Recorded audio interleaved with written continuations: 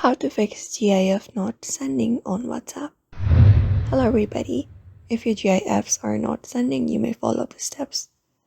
So go ahead and close your WhatsApp, and then you may head over to Google Play Store if you're on Android, and go to the search bar, and then go ahead and type in WhatsApp, and then update your app to the latest version. That should help you fix that issue. Otherwise, you may once you have opened the app, what you can do is you may close the app completely and wait for a few seconds. After that, go ahead and restart the app by opening and then see if that works.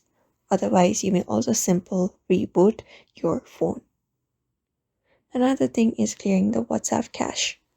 So go ahead and close up WhatsApp after that long press, and then you may head over to the info section at the top. Once you do that, you may scroll down, go to storage, and then go ahead and clear cache. And that should kind of resolve your issue. Apart from that, you may, if anything doesn't work, you may contact the WhatsApp support. So for now, you may follow these steps. So I hope this video was helpful, and thank you for watching this video.